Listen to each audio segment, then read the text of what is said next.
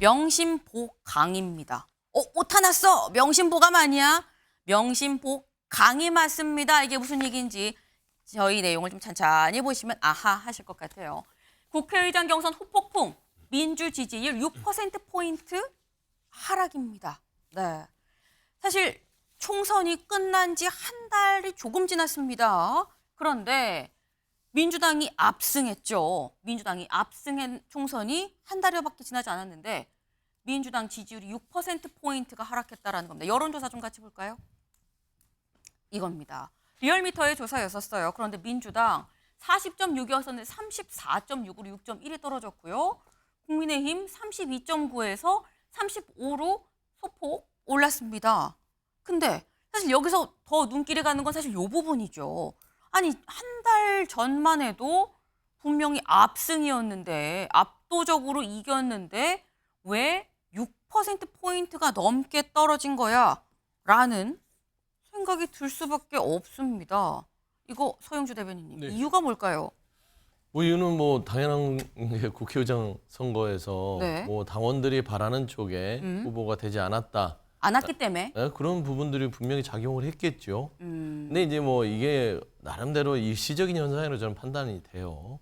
그러니까 민주당 정당 지지율 자체가 늘상 쭉 이렇게 펼쳐놓고 보면 당내 갈등이 있었을 때도 하락폭이 6%, 7% 출렁거립니다. 네. 그러니까 지금 당내에 있어서 당원들의 많은 분들께서 이번 국회의장 선거의 결과를 아쉬워해서 지지를 좀 이렇게 좀 박하게 좀 처리할 수도 있으나 보세요. 지금 그 직전에 40.6%였잖아요. 저 직전에 또 30%대 정당 지지율이 있었습니다. 네. 그렇죠? 그러니까 이 정당 지지율은 출렁이면서 제자리를 찾아간다라는 차원에서 보는 게 맞고요. 이게 무슨 민주당이 우원식 국회의장 후보가 뽑혀서 민주당이 망해가고 있다. 이렇게 지금 현재는 주장할 수 있죠. 감정적으로. 네. 하지만 논리적으로 22대 당선인들이 여러 가지 전략적 선택을 통해서 뽑은 거 아니겠어요? 그렇기 때문에 저는 이 부분들은 우원식 국회의장 후보가 다시 의장이 되시고 나름대로 의장직을 수행하는 과정 속에서 어떤 결과를 보면 다시 그 이상의 더블 스코어로 상승할 수 있다. 저는 그렇게 보고 있습니다. 네. 지금 일단 결국 국회의장 경선이 문제가 됐었다고 볼 수 있다. 하지만 일시적인 거고 그게 주요한 원인이라고 볼 수 있겠느냐라는 말씀도 같이 하셨어요. 근데 일단 현재 민주당 지도부는 이것 때문이다라고 생각을 하는 것 같습니다. 직접 목소리 들어볼까요? 오늘 발표된 여론조사 꽃에 의하면 민주당 지지율이 전화면접 7.2%, ARS 8.9% 빠졌습니다. 리얼미터에서도 민주당 지지율이 6.1% 하락했습니다. 총선에서 압도적 승리를 한 정당의 지지율이 이렇게 큰 폭으로 출렁인 것은 매우 이례적인 사태입니다. 당원들의 생각이 국회의원들의 의사결정에 사실은 어떻게 연결되는지에 대한 근본적인 사실 물음을 제시하는 것 아닌가. 정당 민주주의가 발전해 나가는 과정 속에 있는 상황이다 이렇게 보이고요. 네, 지금 정청래 수석 최고위원 그리고 박찬대 원내대표 얘기를 들었습니다. 네. 정청래 최고위원 이렇게 얘기를 하죠. 아니, 우리가 압도적으로 승리했는데 지지율이 이렇게 큰 폭으로 출렁이는 건 이례적인 상태다. 심각하다라고 얘기를 했습니다. 그리고 그 원인은 국회의장 경선이다. 민주당 지지자가 80%가 실망했다라고 얘기를 했어요. 80%라는 구체적인 수치까지 얘기를 했습니다. 근데 이 얘기인즉슨 김유진 위원님. 네. 당원들이 원했던 추미애가 아니라 우원식을 뽑았기 때문에 당원들이 실망했다. 그래서 지지율이 떨어졌다. 그럼 추미애 당선인을 뽑았으면 지지율은 계속 고공행진했을까요? 저는 근데 이게 민주당 지지자들의 지지율 하락이 네. 6%만큼의 큰 지지율 하락으로 나타날 수 없다고 봅니다. 이것은 국회의장 선거에 대한 실망이라기보다는 네. 저는 선거 이후에 민주당이 보여줬던 민생에는 외면하고 정쟁에만 몰두하면서 폭주했던 그리고 이제 대통령과 모든 것에 대한 공격을 너무나 강화하면서 특검 중심으로 갔던 것에 대한 국민들의 저는 평가라고 생각을 하거든요. 이 강성 지지율은 그렇게 쉽게 빠지지 않습니다. 오히려 강성 지지층보다는 네. 민주당을 지지하려고 했던 중도 진보들의 지지율이 쉽게 많이 움직이고 그것들이 이제 당을 평가하는 기준이 될 때가 많기 때문에 네. 저는 이것을 마치 국회의장 경선에서 우리가 더 강경하게 가지 못했기 때문이라고 하는 오진을 한다면 지지율이 네. 계속 떨어질 것 같고요. 오히려 지금 직구 문제에 대해서 국민의힘은 의견을 내는데 민주당은 의견이 없습니다. 최상병 특검에 대해서 기자회견을 하지만 실제로 전 국민들이 지금 이야기하고 있는 직구 문제에 대해서는 이런 반구의 이야기도 없거든요. 민생이나 지금 의회 권력을 쥐고 있기 때문에 사실은 일정 정도의 책임감을 지고 정부 여당에 대한 공격과 대통령에 대한 공격 위주에서 벗어나서 정말 법치를 책임지는 의회 민주주의를 강화하는 방면으로 민생에 대한 고민을 해야만 지지율을 회복할 수 있다고 생각합니다. 지금 말씀은 이 지지율 떨어진 게 국회의장 경선 때문에 추미애 당선을 뽑지 않아서 떨어진 것이냐. 총선이 끝나고 한 달 남짓한 기간 동안 국회의장 경선 말고 다른 민주당의 기본 다른 행보들에 이 국민들의 어떤 판단을 받은 거 아니겠느냐라는 좀 그런 말씀이셨어요. 근데 일단 뭔가 지지율이 떨어진 건 맞긴 맞는 것 같다라는 생각이 드는 게 어제 이해식 의원이 이렇게 얘기했습니다. 사실 그동안 민주당에서 지금 뭐 탈당 신청자가 너무 많다라니까 있었죠. 관련해서 얼마나 돼요? 물어봤더니 민주당 탈당 신청자가 10,000명 이상입니다. 라고 얘기를 했습니다. 10,000명 이상인데 그럼 다 10,000명 탈당했느냐? 그건 아니고 1,000여 명은 승인을 받아서 이제 탈당이 됐고요. 외에 나머지 분들은 지금 승인 보류 상태다라는 겁니다. 네. 어제 저희가 전해드렸던 게 이재명 대표도 탈당하지 마시고 차라리 당비를 끊으세요 라고 얘기를 했죠. 복당하는 거 어렵습니다. 차라리 저희한테 화나시면 당비를 끊으세요. 탈당은 하지 마세요. 라고 얘기를 했었어요. 그랬는데 지금 현재 1,000명은 탈당을 했다라는 겁니다. 네.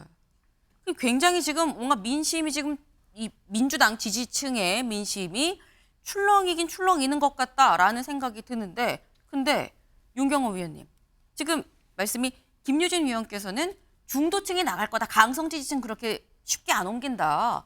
이 10,000명, 1,000명은 중도일까요? 아니면 강성일까요? 강성이겠죠. 강성이다. 그렇게 해석은 되는데 네. 저는 민주당 전체 지지율 6%포인트 하락이 과연 추미애 의원식 국회의장 경선 이 후폭풍만으로 연결지어서 해석할 수 있을까? 그 부분은 또 뜻을 같이 하시네요. 예, 저도 네. 거기에는 좀 고개를 갸웃합니다. 정당이라는 게 다양성이 존재하지 않는 정당이 과연 길게 갈 수 있어요?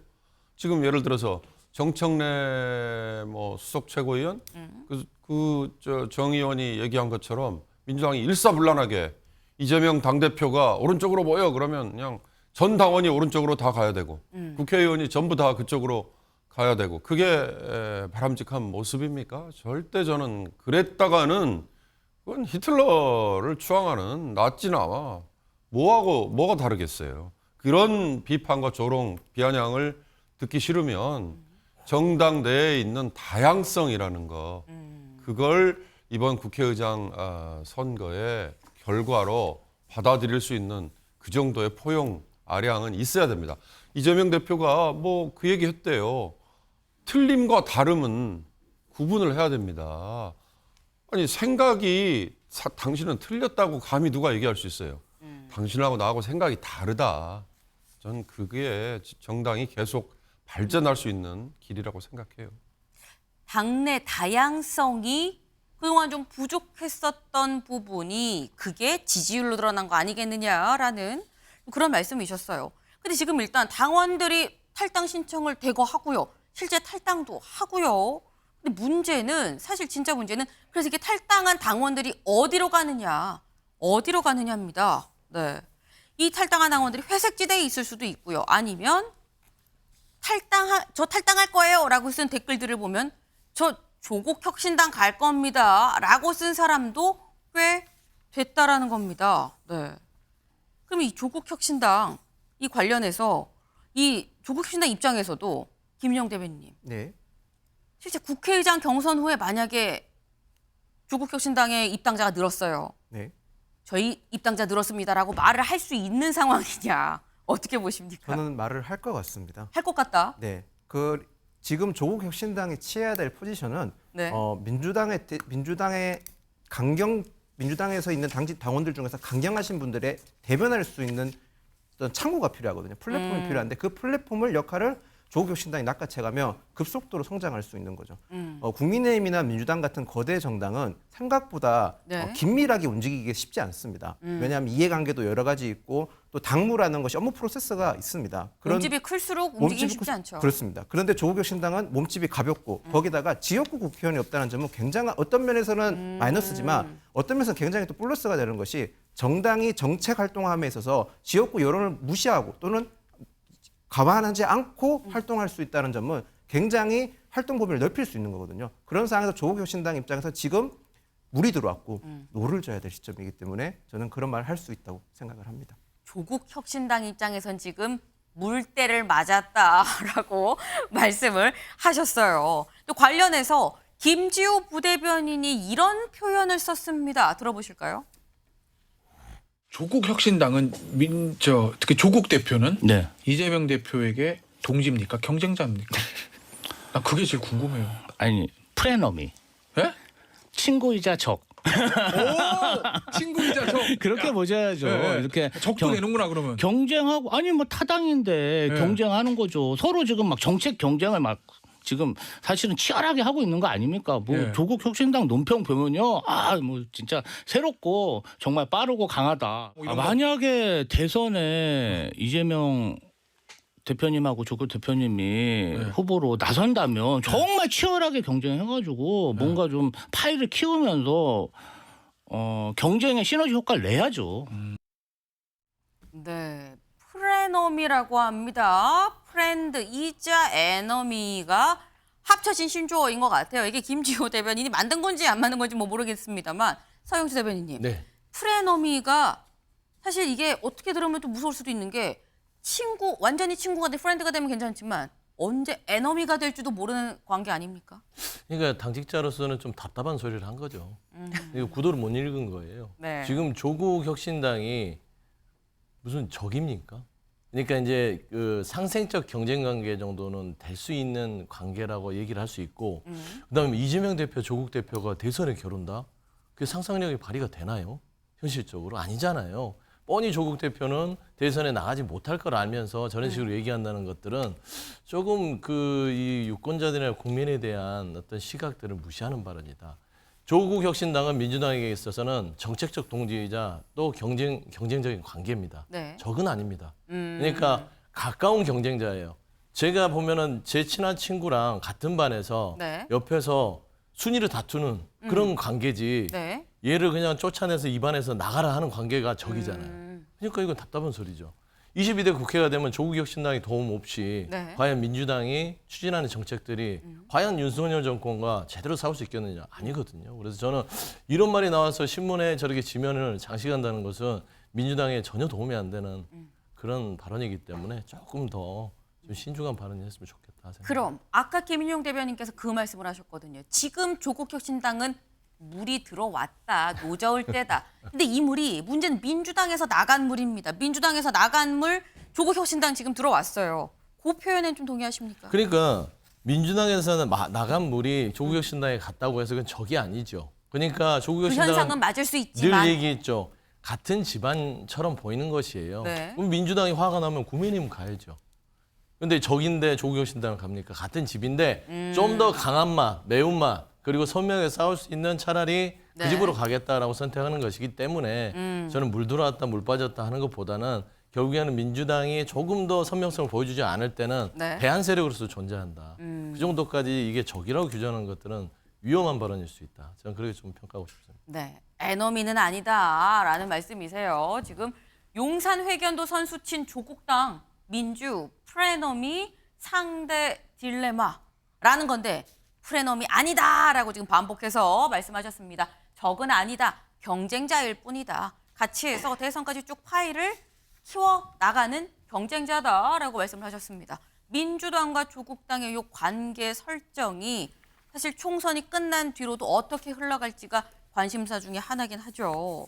근데 관련해서 지금 이런 얘기가 다 결국은 국회의장 경선에서부터 촉발이 돼서 쭉 흘러왔습니다. 지금 탈당, 뭐 이게 국회의장 경선에서 뭐 당심이 지금 실망했어요. 탈당합니다. 조국혁신당 갈 거예요. 그렇게 지금 얘기가 이어져 왔죠. 근데 이런 상황이 지금 그러면 민주당한테 마이너스이기만 하느냐라는 겁니다. 경향신문 볼까요? 명심보강. 저희 키워드입니다. 명심보강이다. 이게 대체 무슨 얘기냐. 네. 명심이 오히려 보강됐다라는 얘기입니다. 박지원 당선인 얘기를 좀 들어보고 올까요? 솔직히 관심이 이재명 대표가 8월 전당대회에서 연임하느냐 네. 못하느냐 네. 이런 문제인데 제가 볼 때는 연임에 탄탄대로가 깔렸다 그렇게 봅니다. 솔직히 네. 당직 원내대표 만약 국회의장까지 명심을 그대로 반영해가지고 일사천리로 일사불란하게 그렇게 됐다고 하면은 다양성이 없잖아요. 네. 오히려 추미애 당선인 아니고 우원식 의원이 됐기 때문에 이재명 대표가 연임하는 데 있어서는 다양성이 추가가 됐기 때문에 탄탄대로다라는 해석입니다. 윤경호 의원님 어떻게 보십니까? 아까 다양성이 없다라고 글쎄요. 제가 지적하셨거든요. 아까 다양성을 얘기했는데 박지원 의원이 다양성을 얘기하셨네요. 저는 이재명 대표에게 이번 8월에 당대표에 다시 되느냐 못 되느냐 이건 별로 중요하지 않을 것 같아요. 아니, 물론 중요해요. 그런데 이번 8월에 이재명 대표 말고 누가 지금 당대표에 나설 수 있느냐. 단원 당상이다. 그럼요. 이 총선에서의 결과 이것만으로도 이재명 대표는 이미 어떻게 보면 국민들에게 동의를 얻은 거다 이거죠. 오히려 2년 후에 대선 후보와 당대표 그때 가서 분리가 되든 뭐 어쩌든 간에 그게 더 관건이겠죠. 이번에 당대표는 지금 객관적으로 벌어지고 있는 이 현상에 대해서 누가 감히 엄한 얘기를 하겠습니까? 지금 민주당 내에서 당대표를 이재명 현 대표 말고 누가 할 수 있으며 또 이재명 대표 밀어내자라는 얘기를 왜 하죠? 할 수가 없잖아요. 이번 전당대회에 이재명 대표의 연임 여부는 논란의 여지가 없고 이제 오히려 그 후가 문제겠죠. 네. 이재명 대표가 연임되는 데는 이런 거는 하나 중요하지 않다. 이미 따놓은 당상이다라는 말씀을 하셨습니다. 네.